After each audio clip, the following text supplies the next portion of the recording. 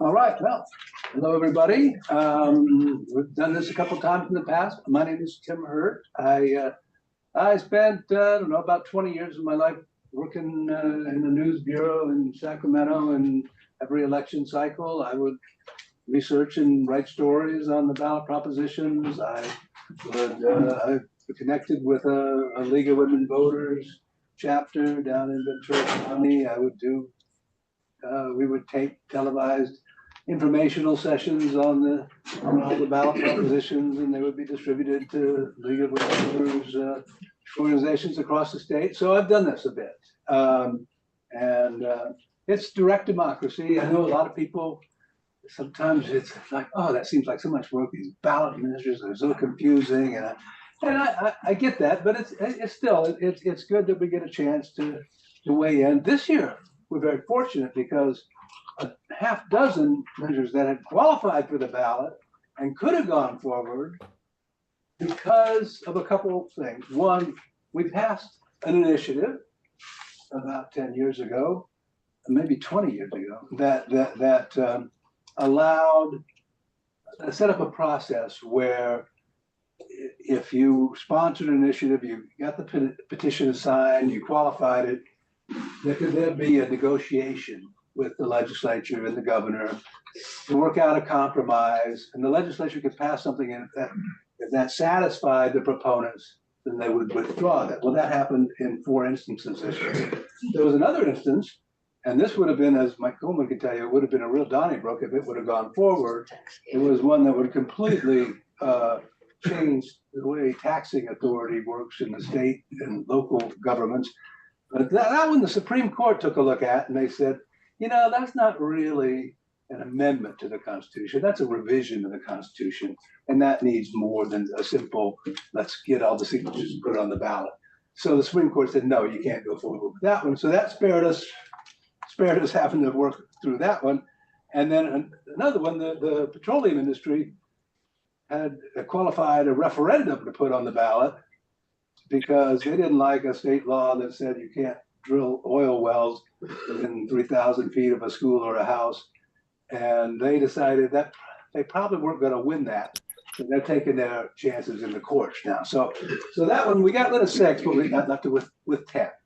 So I'm going to, in the interest of time, I'm going to run through several initiatives that I think are pretty straightforward. I know this group likes discussions and questions, and good. I want to have time for that. I also want to get done in an hour. So let's go through the ones that I don't think, if at the end anybody has questions about them, wants to discuss them, we can do that. But I think we'll try to move through some of these quickly and get to the ones that are more meaty. So the first one, and it is the first one on your ballot, Proposition 2. You've seen lots of these before. It's in order to issue general obligation bonds, which is borrowing that's paid back out of the state general fund, principally out of sales taxes and income taxes. And before you can do that, you have to get voter approval.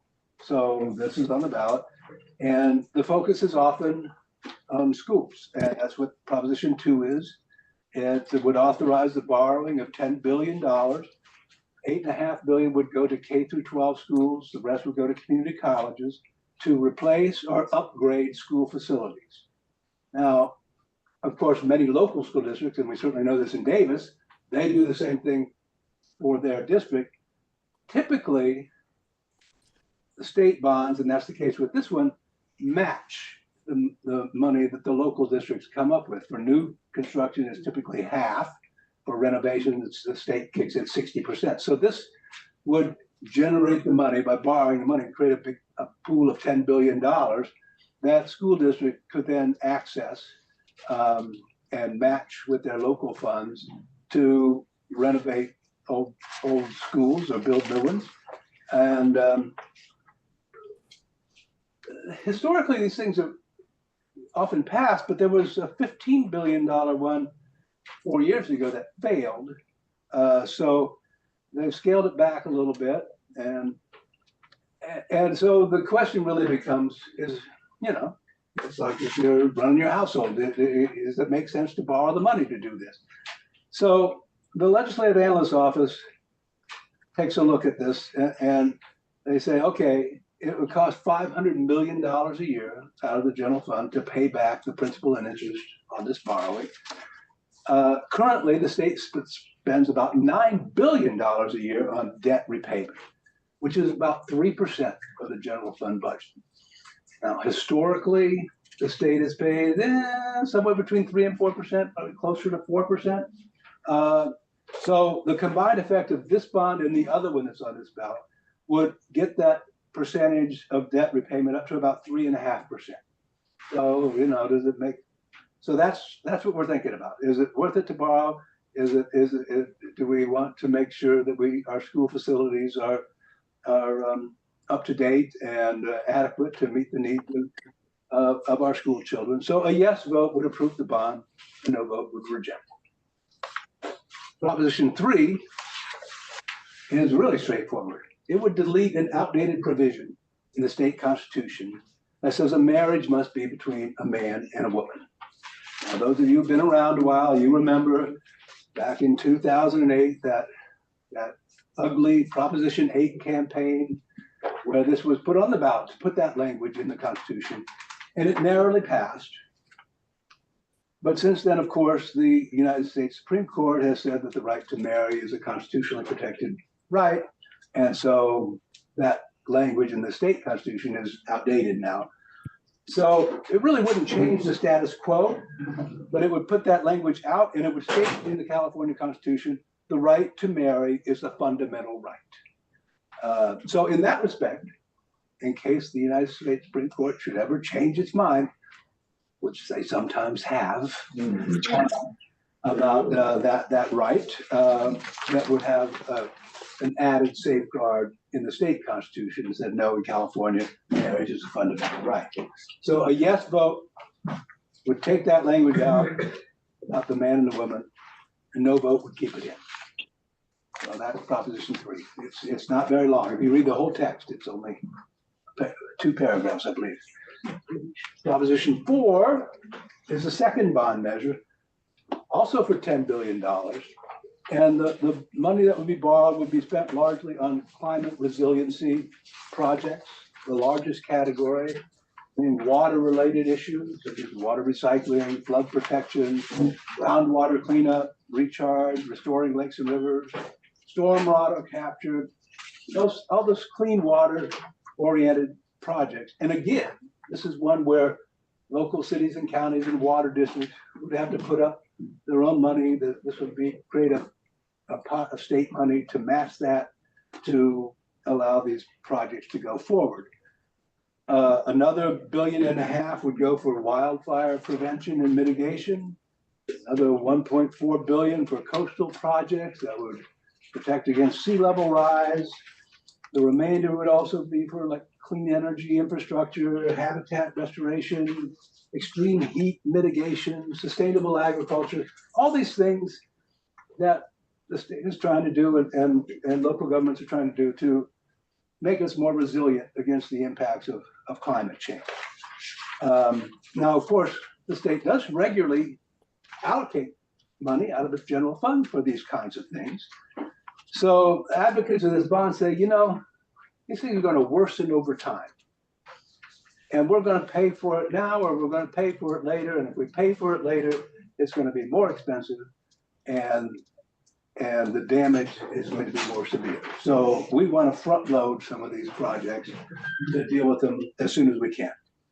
Now critics say, okay, it's borrowing, typically that's for capital projects. That's for bricks and mortar stuff that, it makes sense, like our house, that we can amortize it over 30 years. Well, that's not really the case for brush clearance and landscape hardening and some of these other things. So that's kind of like an argument. Is this something we really think is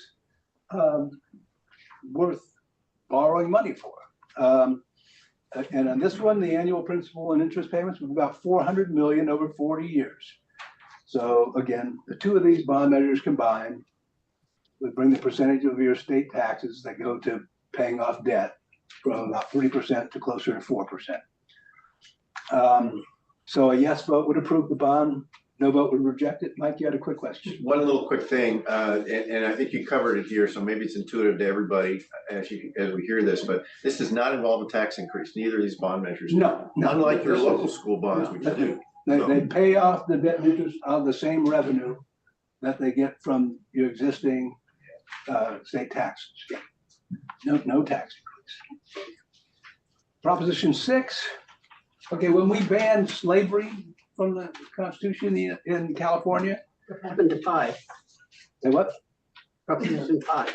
Yeah, no, no, I think we skipped Proposition 5. We were going to put that in the Discussions. more discussion groups. Okay. So yeah, so numerically we just skipped 5 temporarily. We moved to Proposition 6. And so it said involuntary servitude is still okay as a punishment for a crime. So that means that inmates in county jails and state prisons can face disciplinary action if they refuse to carry out jobs such as janitorial work or cafeteria work or making license plates, working on fire crews. And about 1/3 of the inmates in state prison do prison work, are engaged in prison work. They earn a tiny little bit, sometimes less than $1 an hour. And they can also receive credits that reduce their sentences.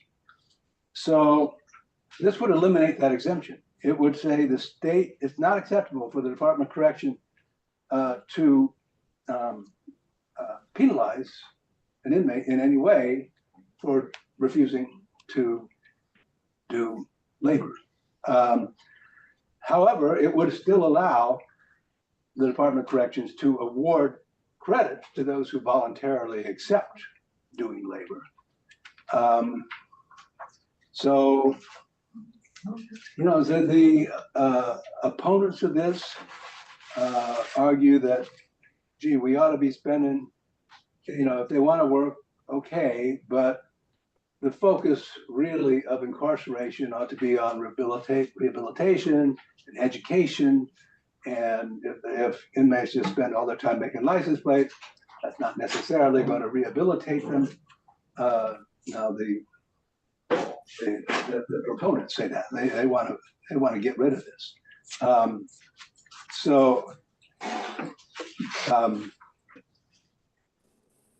I just got that wrong. That's what the proponents say. They want to make it so you can't require someone to work. Now the opponents say, well, they're in prison. They've committed crimes. We need to keep them busy. We have things that need to be done, and so this just makes sense to make productive use out of their time, and they can get something for it. So anyway, so that's the way the system is, and so a yes vote would prohibit the use mandatory involuntary labor in prison. A no vote would keep the status quo, which allows it. So now let's move to Proposition 5. Hey, back one step. Does that increase the amount they're paid in any way? No. I think they still fall under minimum wage. I don't think It they is, it does, qualify. minimum wage is much less than. According to the LAO, some of them earn as little as $1 an hour. Yeah. But aren't they, Wow. my understanding is, aren't some companies have call centers or aren't they outsourcing to prison? You know, in other states, I don't think California does that. They may have done it at one time. Mike, are you familiar with? I think it's severely limited now with Yeah. labor dominated legislature. Yeah. Like in California, but in other Yeah. states? No, in other states, I know that's not uncommon. But The other thing I'd add here is we are one of 8 states that still allows this. Only 8. California's behind on this. 2 years ago, there were 4 states that eliminated the similar language from their state constitutions, including Alabama and Tennessee. So That says something. Yeah. We're behind the times. Yeah, there's, you know, it's involuntary servitude, that's what it is, so. The little practice ballot thing says opponents none submitted. Right, There but are that no means that, opponents. that means there are no organized people who made the effort to write an argument and submit it in a timely fashion to the Secretary of State. Excuse me, included in- excuse me. That doesn't mean there aren't any opponents. But, I'm not sure that's true. yeah. Proposition 5, this one's gonna be, I think one of the most contested ones. There was a poll that the Public Policy Institute came out to a couple weeks ago that showed it 49-50 on the polling. So that's as close as you can get. This would lower the voter approval threshold for local bond measures to fund public infrastructure or affordable housing. Right now, if the city of Davis wants to build a new water treatment plant and they want to borrow money for it, they can ask the voters, well, okay, we need, I don't know how much a new water treatment plant costs, $100 million to build a new water treatment plant. We want to borrow the money, but voters have to approve it, and 2/3 of the voters in Davis would have to approve it. This would lower that approval threshold from 67% to 55%. You would still need a strong majority to approve the bond, but you don't need that really high 2/3 threshold. Now that's already in place. So 55% is already in place for school related. So if the Davis Unified School District, when they come to us and ask us to borrow money to build new multi-purpose rooms at the elementary schools, we've got some pretty ones around town. I don't know if you've noticed that. They only need 55%. But this would expand that 55% to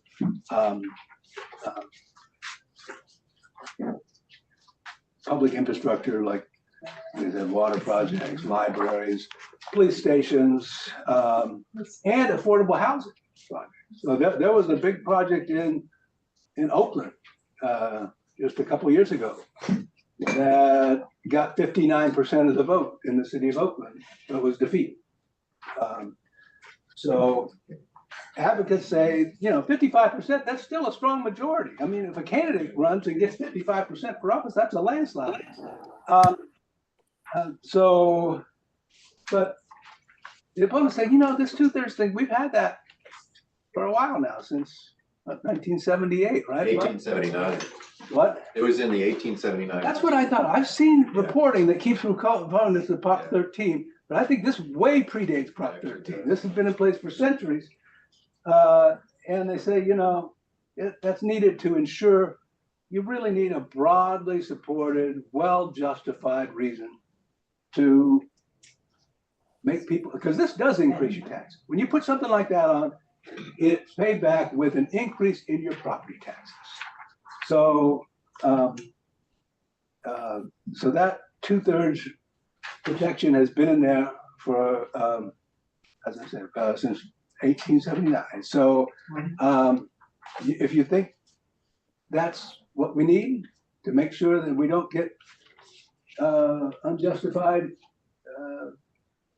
new line items on our property tax bills, then we'll keep that 2/3 in place. If you think that's keeps us from doing the things we need to do by giving a minority of the voters an excessive amount of power, then you say, let's get rid of it and let's go with 55%. So that's a real judgment call. If we got any questions on that, let's deal with them now. So a yes vote is 55. A yes vote is to lower the threshold to 55%.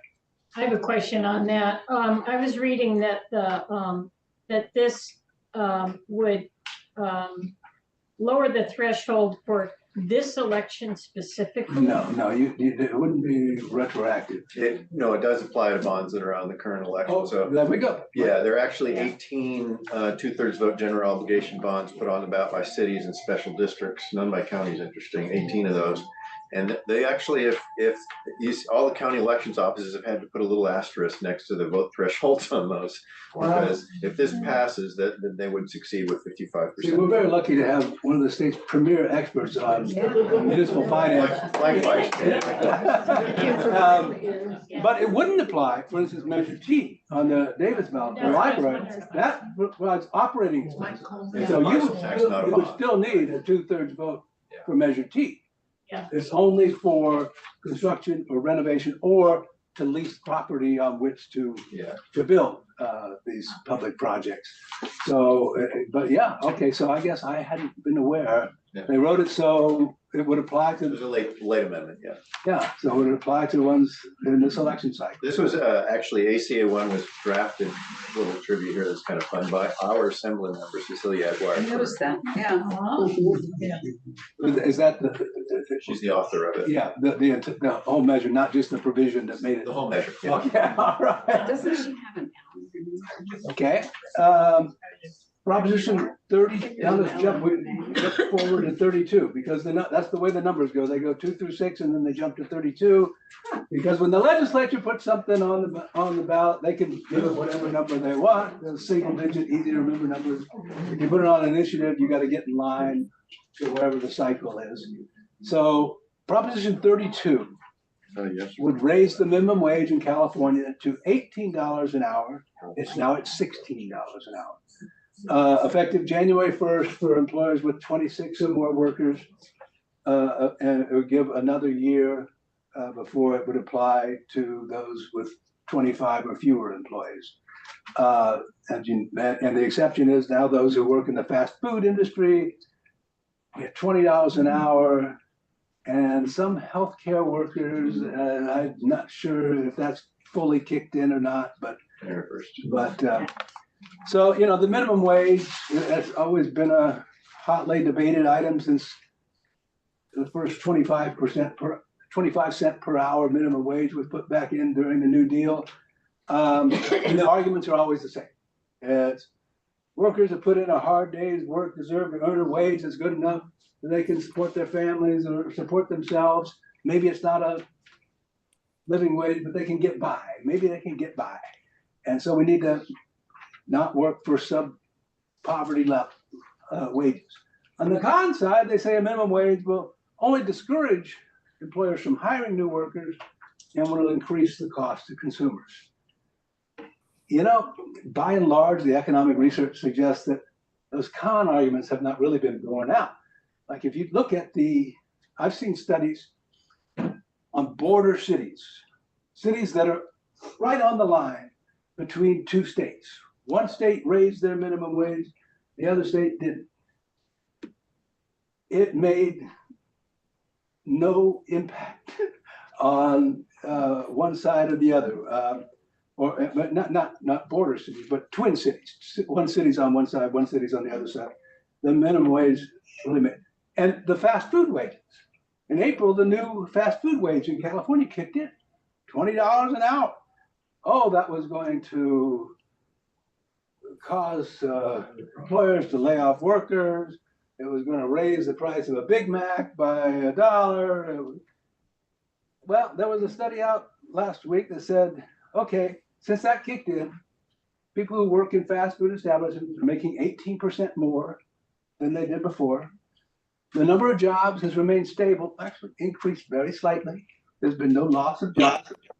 Menu prices, compared to elsewhere around the country, have gone up less than 4%. So very little impact on the consumer costs, a big impact on the pay for workers, and no impact on the number of jobs. So those arguments, you know, some of them. On the other hand, you look at the minimum wage in California is already the second highest in the country. It's a quarter behind Washington at this point. And bumping it up to $18 has kind of a cascading effect. If I'm a higher paid employee now, and the guy behind me making the minimum wage comes up here, you're going to need to. There will be an impact on other wages as well. So, and $18 isn't The federal minimum wage is $7.25. Yeah, My understanding is in recent changes have been done by the legislature. We haven't had this on the ballot. Is there some reason this is ending up on the well, ballot? I think there was one previous minimum wage measure that passed in Well, California. this qualified for the ballot in 2022, so some of the language in it is already outdated. Yeah, and this one, and plus, the guy who did it is one of these multimillionaires in the Yeah. Silicon Valley who really has an interest in fighting poverty. And he funded the petition, right? And then he kind of, I don't know whether he's lost interest in it or just speak for himself. So there hasn't been a real campaign. Yeah, my question is why this one comes to the Yeah, ballot when so- others haven't gone to So the that's ballot. why you've got one individual who felt passionately about fighting poverty, he thought this was the way to do it. There was a previous one, I'm almost certain on this, that was backed by the Labor Federation and had strong support and strong advertising and promotion by unions. This is not the case with this one. Nobody's buying ads to try to persuade people on this one. Lost interest. Yes, How about agricultural workers? I'm not sure if there's an exemption in here for agriculture. They're affected by it, but yeah, one of the other things to notice is there are local minimum wages too. So in That's true. the LA County area and San Francisco Bay Area, the local minimum wages are already higher than Prop 32 would bring them. So that doesn't have any effect in those areas, but certainly in agricultural counties and those kinds of areas. One of the other things I've seen, heard that are studies that are showing that this $20, for example, in the fast food industry and others, one of the impacts is who is taking those jobs. It's more adults now, and it's very difficult, much more difficult if you are a youth. In, for example, one of these inner cities to get one of these lower wage jobs now because Right. other adults. Yeah, and people tend to stay on the job a little bit longer, yeah. So, yeah, it's, for people who grew up when we did $18 an hour sounds like a lot, doesn't it? Yeah. So, but like I say, it's 16 now, so. One article I've heard on the other side is that there are a number of jobs where they hire people that have challenges, physical, mental challenges, and they pay them less because they realistically can't pay them a full amount. Some people were sharing stories in an online class we were taking that people were let go when the minimum wage was increased. And just that's one version I've heard is that some people who can't really earn minimum wage, maybe it's the same thing I think that Mike's talking about with younger people. Yeah, If more older, able-bodied people start taking these jobs, right. the people that were able to get jobs maybe might be disadvantaged. Yeah, well, that's another argument that maybe the economy needs to have some entry-level jobs that are below that level. So again, it becomes a real judgment call on how you want to vote on that one. A yes would increase the wage, a no would keep the status quo. Proposition 33. This is the one you are hearing about if you ever turn on your TV. And it would, the thing is, it wouldn't establish any state law. It would just give cities and counties the ability to enact stronger rent controls than they have now. They do that in three ways. You could, right now, sit on board, Mike, I better get this all right. Because right now, cities cannot impose controls on apartments that were constructed after 1995. They can't put rent controls on single family homes, I think with the exception for those that are owned by corporations that do that solely to be in the rental housing business. And they can't, and this is the key, they must allow for what's called vacancy decontrol. An old tenant moves out, the landlord can charge whatever market rate it wants for the new tenant. Cities, because all the big cities in California, Oakland, San Francisco, LA, have rent control. But those are things that they can't do under the state law. And there is a state law on rent control that was put in place just a couple years ago. And it says that rents can increase by the rate of inflation. What is it exactly? It's the rate of inflation, the lesser of 10% or 5% plus the rate of inflation. So if inflation is 3%, they can increase rents next year by 8%. And okay, but again, those also only apply to the older buildings. But if you watch the TV commercials, they're telling you that if you pass Proposition 33, it would undo that law. Not true. They're telling you that it would eliminate 100 affordable housing laws. Not true. So you can't use TV commercials as your source of information on ballot measures. Now, you know, but the proponents, their ads, pretty simple. Have you seen those? The rents are too damn high. The rents are too damn high. The rents are too damn high. So, you know, rents in California are about 40% higher than the national average. Statewide median, you know, given all different sizes, you blend them all together, about $28.50 now a month for rents. So the strong argument that you hear against Proposition 33, against rent controls generally, is that they depress investment in new housing. And everyone pretty much agrees that California's housing crisis, the ultimate solution is to get more housing. So trying to decipher, will it in fact depress investment in housing, I think is the answer you gotta answer for yourself. And unfortunately, the best advice I've seen is it depends. Because it depends, remember, this doesn't do anything on a statewide level. It just gives the local governments the authority to do it. So it would depend on what these local governments do.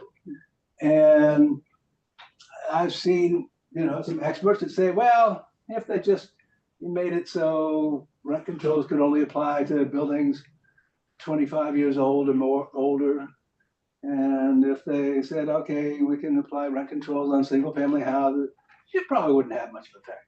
But if they were to try to eliminate that vacancy decontrol provision, then the likelihood is that would scare off investment in new rental housing.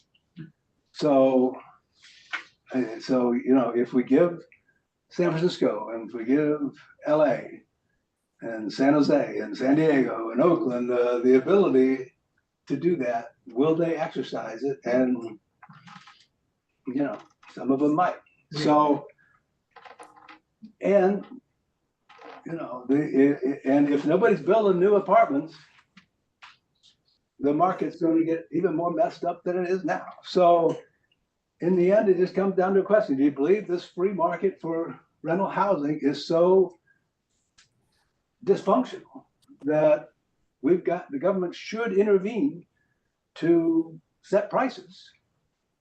Or do you think that we don't want to create an obstacle that would prevent the free market from helping to ultimately solve the problem by creating enough housing? Well, renters in San Francisco, we lived in San Francisco for a number of years, and it averaged under rent control about 2%. Yeah. Not the big figure that you're talking about.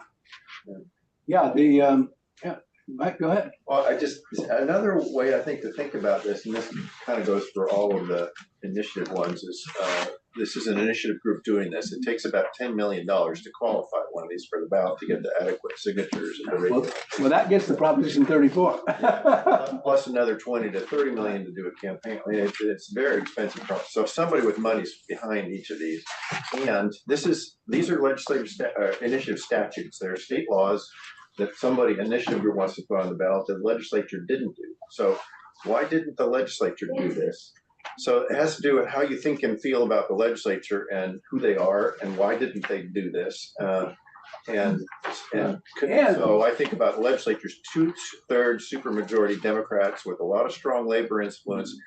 If they haven't updated the Costa-Hawkins Act of 1995 in a way that then what's going on here? So, well, and to further that point, they did act just 2 or 3 years ago, was it? I mean, in response to all these local, I mean, they did create a state law that limited rent increases across the state to lesser of 10% or 5% plus inflation. That's still a pretty generous increase if you ask me, but that's what they said. That's what the legislature decided to do. And a cynic might say they decided to do it to take the heat off so that the voters wouldn't do this, so that the big landowners who contribute to their campaigns wouldn't be upset. But that's what a cynic would say. yeah. So getting back to Mike's point, somebody put this on the ballot. Somebody's paying for the TV commercials that you see. And that person or that entity is what Proposition 34 is all about. It's called the Revenge Initiative. And the person who's done this, he's done it 3 times now. Guy named Michael Weinstein from the AIDS Healthcare Foundation of Los Angeles. It gets most of its money through a federal program that provides discounts on pharmaceutical drugs to public entities and nonprofits that provide health care to low-income folks. Now, there's no federal regulation on what they do with the money that they gain from reselling these discounted drugs that they got from the federal government. So, this AIDS Healthcare Foundation of Los Angeles has been very active in the political arena, both in Los Angeles, doing some local campaigns to on local building issues and on statewide rent control. And the Apartment Owners Association, which is the main proponent of Proposition 34, says we're tired of spending 60, 70, 80 million dollars every 2 years to fight these doggone rent control initiatives this guy in LA keeps putting on the ballot. So they have put some real refined restrictions on organizations who receive revenue through this federal program. And you're going to have to spend 98% of that money on direct patient services if, 1, you participate in that discount program, if 2, you have a license in California to operate as a health plan, 3, there's been a 10-year period in which you spent more than $100 million for purposes other than direct patient care, and 4, if you own or operate multifamily housing units with at least 500 violations with a severity level of high. You know, that's kind of like if they wanted to write a law that say it prohibits any individual from giving a presentation on ballot propositions in the city, at a church in the city of Davis, who's done it at least twice previously, who has a spouse named Julie and is at least 6 feet tall. You know, this is a law designed specifically to affect one individual, one organization. In all likelihood, if it passes, the state Supreme Court will say, you can't do that. You can't write a law targeting a single entity. But the Supreme Court took a look at it and said, well, let's go ahead and have a vote on it and see what happens. So it's up there. A yes would prohibit this entity and any that might, by any weird coincidence, match those other restrictions. So here's where we asked Tony where the term bill of attainder comes from. The term which? What relevance that has here. Bill of retainer, yes. Bill of attainder. Right? Well, yeah. This is, I mean, this is an interesting issue. There are interesting federal issues in this thing too. I hadn't really processed that before, but yeah. I worked for the Chief Justice Yeah. for 5 years. Oh, that's right. Writing opinions. Yeah. You know, I'd have some fun with this one if I'll bet we're you still so. doing it. And one could argue that, yeah, sure, this money ought to be spent on patient care, and maybe the feds ought to put some restrictions on that. One might also argue that this person thinks that lowering rents or preventing egregious rent increases on poor people is probably pretty good for their health and their well-being. So, Now, if it puts them on the street. well, yeah, the rent increases can put them on the street. So The Bill of Attainder provision, though, of the Constitution says that you cannot imprison or otherwise penalize anyone by legislative action, as opposed to a criminal charge and a trial in the judicial branch by jury, if there's a right to jury. And you would have all some that kind of fun. You stuff. would have some fun with this. Yeah, one. it just looks like the legislature here is the one that's leveling this on you, or someone other than the judiciary, someone other than the usual course of a trial. That's really, really kind of fun. They used to do this in England. Parliament would get mad at somebody, and they couldn't impose a death sentence with a Bill of Attainder, but they could imprison somebody for life without going to court. So they would just take a vote. Yeah, so that's what Proposition 34 would do. A yes vote would put this restriction on anybody who receives money from this federal program that also met all those other qualifications I went through. And a no vote would just preserve the status quo, like you still are. Can I ask you to go back on 33? Sure. So yes puts the provision in place and no is status quo on 33 as well, is that correct? 33. That's the rent control. No, a yes would give local governments the ability to expand their rent control. Right. A no would be the The status. status quo. Okay, all right, thank you. No is always the status quo.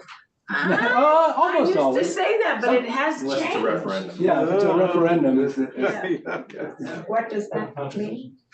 excuse me? What did, I mean, I agree, I don't understand why, like, the legislatures wouldn't have already approved Prop 6 if it was, the one about the slavery and. Right. It's a constitutional amendment. Yeah, it's a constant, it's put on the ballot by the legislature. Because in order to amend the Constitution, the people also have to vote for it. So the legislature said, Oh. yeah, we want to do this, but the voters have to affirm our decision.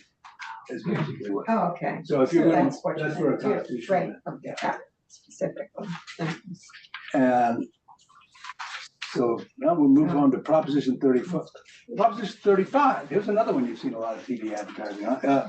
And when I was covering the legislature back in 2009, I found it took me a while to figure out. So they were proposing this managed care organization tax. And the big supporters of it were managed care organizations, like Kaiser and What? And then, okay, here's the deal. So the federal government gives states more money for Medicaid, in California Medi-Cal, if they have levied such a tax. And so it works, I don't know exactly the numbers, but for a Kaiser, it might be, oh gee, if I pay $3 in taxes, I'll get $5 back. So they like that tax. And so it raises a significant amount of money, $7 to $8 billion a year.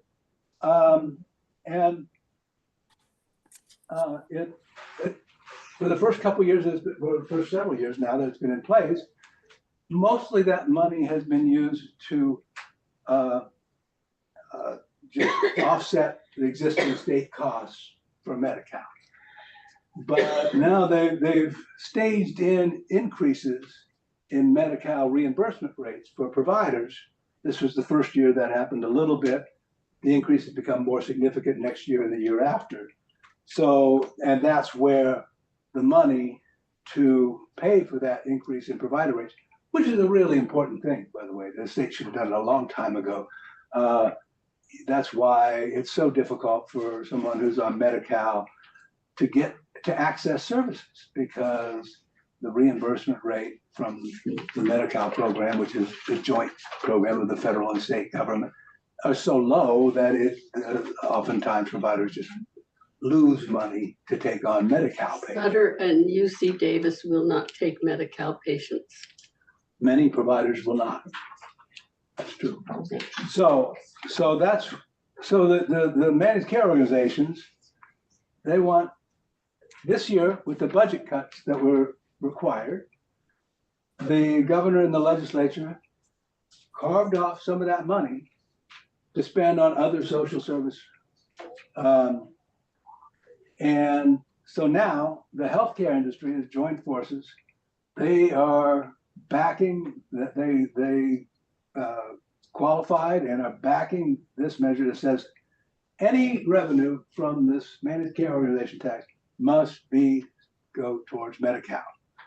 And that is somewhat divided advocates for low-income folks in California. Some who say that, we need the most robust Medi-Cal services possible to ensure decent health care for the poor. And others say, inevitably this will lead to cuts in other programs that serve. And among those people is Governor Newsom, who says it would hamstring the state's ability to spend the money where it's needed the most. So again, it's a judgment call. A yes vote would make the tax permanent, but the federal government would have to continue to allow it. But as it is now, this MCO tax, it's been renewed at least once, and it has to be periodically renewed. A yes vote here would make it permanent and require that all the revenues go to Medi-Cal. A no vote would keep the current tax in place through 2026, when it would have to be renewed again, and maintain the legislature's ability to direct some of the revenues to other programs. So remember we used to call this ballot box budgeting to a degree. That's here's the revenue from this tax, and we're going to, at the ballot box, say where it's going to be spent, as opposed to enabling the decision makers, the policy makers, who have to look at the big picture to make decisions. So this doesn't have a direct effect on the percentage of taxes we're paying, but more on who is making the decision on how the money is spent. Is that correct? Exactly. The MCO, the managed care organization tax would remain at the level that it is now. It would be paid, the money would come back to the state, and then this would eliminate the ability of the state legislature to spend it on anything other than Medi-Cal.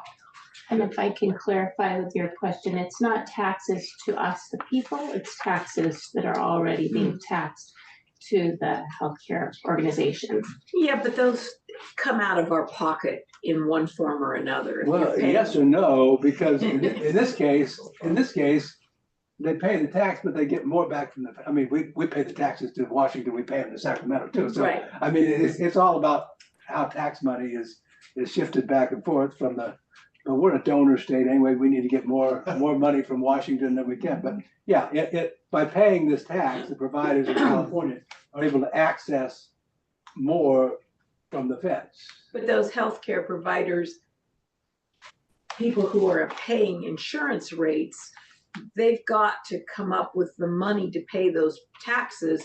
So in the long haul, it can affect you if you're paying insurance. Well, in this case, not, because they get more revenue by paying the tax than they get if they didn't pay the tax. But doesn't that eventually, if you went down all through the thing, wouldn't it eventually come out of the rates that they're already getting? It might come out of profits instead. Maybe not. Yeah, well, they keep those pretty much. Yeah, well, But the they're thing is, nonprofit. but the thing, it's not gonna change, it's not gonna change. the I level- understand what you're saying. It's not gonna change the level of taxes that they're paying. I Right, mean, it would right. just say. This is more a function of who's making the decision on how that money is spent. Right. Yeah.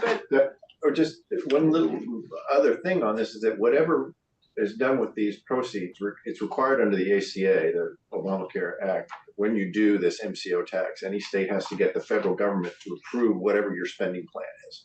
That's true now. That would be true even if this passes. It has to still be approved by the federal government, that you're using money for qualified healthcare expenses that the federal government approves of. Right. But there are other arenas in which you can, Yeah, there is you some. call it healthcare more that are flexibility. not Medi-Cal, right? And if you're a budget wonk working for the state legislature, you hate all these restrictions. It drives you nuts when you're trying to balance the budget and you've got all these rules here and there and everything. It makes it so much more difficult. They already have a budget problem, so this does reduce their flexibility and makes it worse somewhat. So, So, Tim, give me an example of like where the money would go. So this doesn't pass, everything safe. What are they using the money for? Yeah. It's still, Where does it it's go? still health related. Well, yeah, no, the tax would still be in place and the money goes mostly to Medi-Cal. What would be some other, there's so many different, I mean, they can't pull it out and use it for, they couldn't pull it out and spend it on the highway patrol, right, Mike? Yeah. Right. It'd have to be It's still something, health The federal government would not. something that the federal government would say, yeah, okay, that promotes the health and well-being. They don't have a lot of money, so you're not hearing from them, but there are some folks from some targeted special needs programs that were previously funded by the state general fund that were saved because of this tax in the current budget that are not included in Prop 35. So they were gonna end up depending upon the legislature coming up with some other source of money to do it. And maybe they will, but that puts them more at risk. Can you think of any examples, Mike? Yeah, and there's some listed in the ballot pamphlet, but I don't know healthcare industry enough. Family planning, mental health, prescription drugs. Yeah, perhaps, yeah. What the concern is, I'll jump in as a communicare family doc and have been there for 20 years. And our concern is that it's a unique opportunity to actually be able to increase the Medi-Cal rates that the federally qualified health centers are reimbursed, and having those funds redirected to other places put the healthcare industry that's already very much at risk in a more vulnerable place. Well, I think that is a good point. I mean, this increasing reimbursement rates has been Tremendous a challenge. recognized need for a very long time now. We have no And this- access to and they- special and they- care for patients. And they did something to make that happen with this revenue, and now She does make it sure all. happens. She does it all. She cannot refer to a specialist because no specialist will take her patients. So would this change that?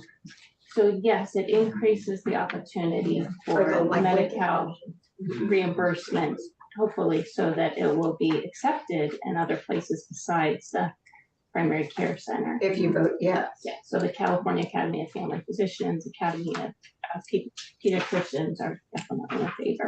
Huh. And if you look at your ballot, it lists those people and it says opponents, none submitted. I think that says something. Well, again, that The general yeah, it means somebody was organized and plugged in enough to meet the requirements to submit the language that would be printed in your ballot pamphlet as an argument in opposition. It doesn't mean there aren't, Well, of course they're opponents, but I mean, But I guess what I'm saying is there's got to be a level of sophistication and awareness. And money. Well, it doesn't really cost you to submit an argument, does it? I mean, significant money. But I think it's more of sophistication and awareness the calendar and when you have to submit, what conditions, you have to meet. So. So I have the list here because I brought my thing. So a couple of examples of what current law allows them to cover that 35 does not would be non-emergency medical transportation, private duty nursing, and certain long-term supports. Current law allows them to put the money there, but Prop 35 does not. Those are just a couple of them. So other healthcare related Right. Programs, but not those that are covered by Medi-Cal. So if I've got it correct, the net increase that we would receive in Medi-Cal reimbursements is going to come from the federal government. Yeah, We're getting something for nothing. Well, we're taxpayers in the federal. Right. Well, we already are, and those states that have put these in place and have been for years, and that would, yes or no, that's going to continue. It's just that what's going to happen to the revenue that comes in from this tax, whether we're going to make it just Medi-Cal or give the legislature discretion on spending some of it on some of these other programs that are healthcare related but not Medi-Cal. Many of you may not be aware, and it was eventually negotiated, but Dignity suddenly decided to quit taking Medicare patients. Medi-Cal, beg your pardon, Medi-Cal patients, and left thousands of people in this county without any medical care at all. And suddenly the community system was flooded. And so they are all working nights now to handle that incredible influx of patients that they got. Just so you understand how this can affect that. And we have 3 community care clinics in this county. One here in Davis, one Salud in West Sac, and one in Woodland. Wasn't that reversed ultimately? Yes, it was. It was eventually reversed, but however, mess.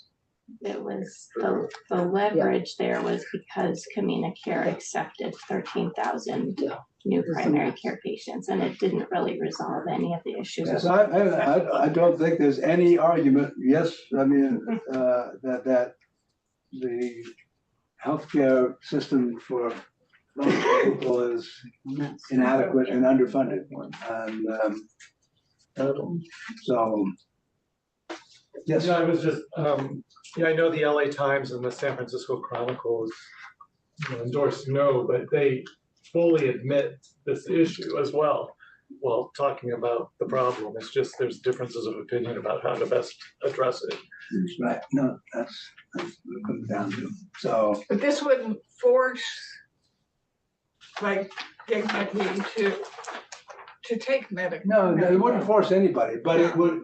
But if the planned increases in Medi-Cal reimbursement go into effect, it would be more likely that other providers would say, okay, there's enough money in it now that I'm going to take a Medi-Cal patient. So it just, I mean, the decision is still going to be on the individual entity whether they want to do it or not. So anyways, that's a tough one.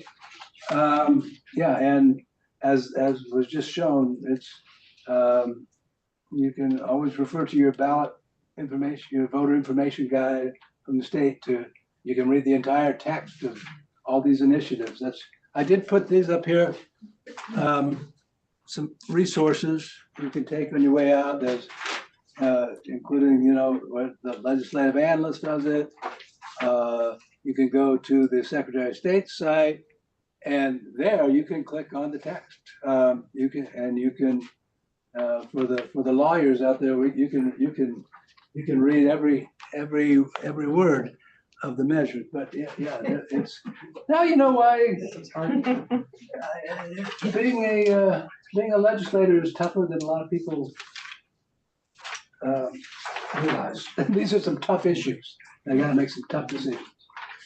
Proposition 36, they made a lot of tough decisions on that one this year.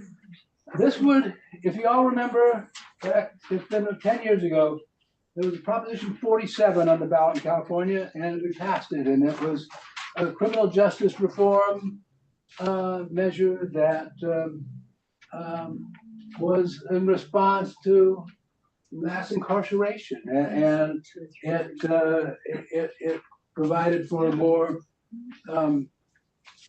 lenient approach to sentencing and more emphasis on drug treatment and other approaches to handling people convicted of crimes. So what this would undo some of those changes from Proposition 47. It would increase penalties for certain drug and theft crimes by changing them from misdemeanors to felonies. If the offender had 2 previous convictions for theft, under $950 is the threshold now between a misdemeanor and a felony. So now if someone has had 2 previous convictions for what used to be called petty theft, I guess, and they get arrested a 3rd time and get convicted, then they could now charge a felony. If they get arrested, they could charge a felony. Provides a 3-year sentence increase for theft or property damage convictions if 3 or more people are involved in committing the crime. So if you get we've all seen them on TV. They're the ones that kind of inspired this whole thing.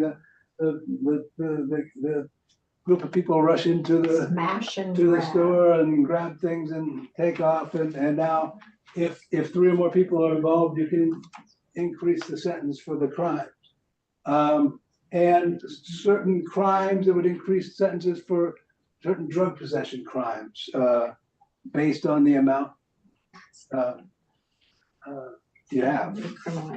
So this was put on the ballot by local district attorneys who had the financial backing from major retailers such as Walmart and Target. Now so in response, remember at the very beginning, we talked about the measures that were taken off the ballot because of compromise. Well, there was an effort to do that this year, to get this off the ballot. And the legislature did pass a number of anti-theft bills here just towards the end of their session. They said they increased penalties for smash and grabs. Which is a theft that also involves the destruction of property. Now you can aggravate the value of multiple threats, even if they're different victims and different counties. You can add it together, so no longer it's not $950 anymore, it's $3,000. You can and put some sentencing enhancements in for large scale operations. These removed some of the opposition from some of these retailers who were obviously funding the effort to put this on. But the district attorneys and others in the law enforcement community, they wanted to go forward with this, and they have. So they say that Proposition 47 went too far, and even though the overall crime rate now is historically low, that they still need the tools to impose different penalties for drug crimes and these egregious thefts that happen. Now, opponents say this would be a step backwards towards mass incarceration. The Prison Policy Initiative, which is a nonprofit think tank, kind of estimates that this would increase the state prison population by 35% over the next 5 years. Well, However, the Legislative Analyst's Office, which is more of a nonpartisan, estimates the population would increase, prison population would increase by a few thousand, is their estimate. Now, there's also was a provision in Proposition 47 that said any savings that resulted from the reduced amount of money the state would be spending on keep prisoners in jail, would be spent on some mental health and drug treatment programs. That amounts to now about $95 million a year. That would no longer be spent on those programs, and it would, because Proposition 40, so that would now go back to keeping folks behind bars. So it's one of these real tough on crime. Did we back off too much on our approach to criminal justice?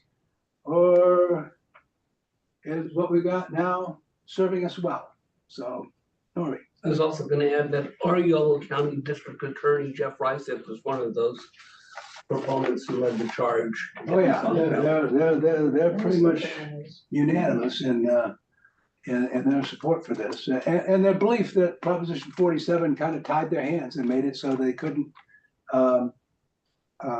deal with serious offenders, what they considered to be people who were threats to the community in a way that they felt was appropriate. When you say they, are you talking about district attorneys statewide, or are you talking About prosecutors up and down the state in every county, yeah. More or less every county. police, same, So what? police the same way, kind of police? I think by and large, the law enforcement community is united on this. But it's been the DAs who've been the main drivers of this. And yet our council of churches are suggesting a no vote. Yeah, it's like we've been, I mean, their argument is, we've been down this road before. It didn't really keep us safer. It cost us a heck of a lot of money to keep a whole bunch of people behind bars whose lives and families were forever affected by that decision. And so we took a step to kind of change our approach and try other ways to deal with individuals who committed crimes to short of putting them behind bars. And that's certainly a more humane, hopeful way of approaching things. And I can understand why the Council of Churches say, yeah, we ought to stick with that. We ought to believe in the goodness of man and the rehabilitation, the ability to rehabilitate people. But in all likelihood, that position is not going to prevail. The polling shows this one with support that's through the roof, higher than the get rid of the marriage between a man and a woman language. So Tim, is this says here that 10 bills tackling, the smash and grab and everything. Isn't that sort of like a halfway thing then? Well, between the yes and the no, since right. they've already been. Well, that's what the hope was, that by passing these, it would satisfy the people who put this initiative on the ballot, something that would deal with this specific set of concerns without backtracking completely on this less serious approach to sentencing. But that didn't satisfy the DAs. It did some of the retailers who had written the checks to do all the signature gathering backed off and quit writing checks for the advertising to promote this. But by then it was already on the ballot, and the law enforcement community wanted to go forward with it. Mike, I find it interesting in this kind of looking at among mayors, city mayors, where they're standing on this, and a lot of them are staying off of it. Yeah. Karen Bass is taking no position on this. Almost all the constitutional officers are not taking a position on this. I think one has, Malia Collins has come out against it.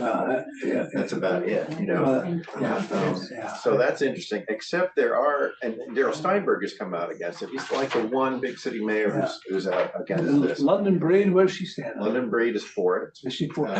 Mahan in San Jose, who's a Democrat, is for it. Todd Gloria San Diego, who's a Democrat, is for it. So that's kind of interesting. And I think what I'm hearing, some of their arguments are that that this would allow some stronger, the courts to compel people to go into treatment programs, and that's a new category. There is a provision that there is a, what do they call it? It's, I don't have the language. Yeah, But it's a new kind of it's felony. kind of like a mandatory, and if you don't follow through on this treatment, then you go to prison. I mean, it's a very, is it for 3 years or something? It's a long time. And Daryl Steinberg's argument is that that's all well and good, but you all in the DA community and law enforcement have not supported additional funding for those programs. Exactly. So he's just ticked off at them about that, so. Yeah, it's, And there'd be fewer programs. if this well, were- and some of the funding, because it would be redirected back towards incarceration that is now going. So not only would it, they not support additional funding for it, they're gonna be taking away, because what's the cost per inmate these days? It's a bunch. Terrific. Crazy. $100,000? Yeah, more than that. So increased demand, but less supply of treatment. Well, and actually, yeah, we've closed a couple prisons here in the last 10 years, and but we're still under federal Oversight. Yeah, because, yeah. our prisons conservative, are- yeah, over the prison healthcare. So, yeah. Yeah, just, there's deep skepticism, I think, in communities of color about how this would actually impact their communities. You know, I think we view it as, well, if you break the law, you should go to jail. But I think in communities of color, they see people going to jail who were collateral damage or innocent at the extreme. And so there's just a deep skepticism of this way of moving forward that I think we all in this room should be aware of. Yeah, which I should mention, but speaking of community colors and the measure on the involuntary servitude, that was actually put on the ballot by the legislature as part of the whole idea of dealing with reparations. I mean, let's get rid of this last vestige of slavery, and you know. Well, and what really concerns me is that those who commit such crimes twice, that another is a third strike, even if the first two did not reach the monetary level. Third strike means life imprisonment, right? No, this would be just if you have 3 convictions of these, what are misdemeanors, it now becomes a felony. So you can now be. Which it could be potentially your third felony, Which now, you means- presumably, you could, felony results in longer sentences served in state prison as opposed to in county jail.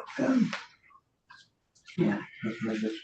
I mean, this does feel a lot like the reason I raised the community of color, and the reason there's so much skepticism is it feels like the 3-strike law from a long time ago, which had a huge impact on communities of color. And that's why there's the skepticism about how will this play out.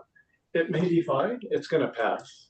It's going to pass. It's going There to are going to be more people. But I think There'll be more people locked up. how it actually plays out. Yeah, it's going to pass. There's going to be more people locked up, but will it make us any safer? Yeah. That's really comes down to the question, and I guess kind of hard to answer that what I need from it. Well, we took more than an hour, so let's thank you very much. You're all good informed voters. Go home, fill them out. Q and P though. What about Q and P? Thank you, Tim. Oh, no, I don't, I just, I don't really. Oh dear, oh dear. Okay. Katie, what did you say about Medi-Cal and using med system? Thank you, Tim. Thank you. My name is Suzanne. What is your name? There's Suzanne. Thank you very much, Tim.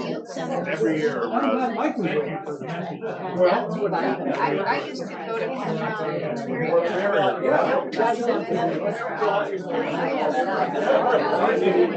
Good question.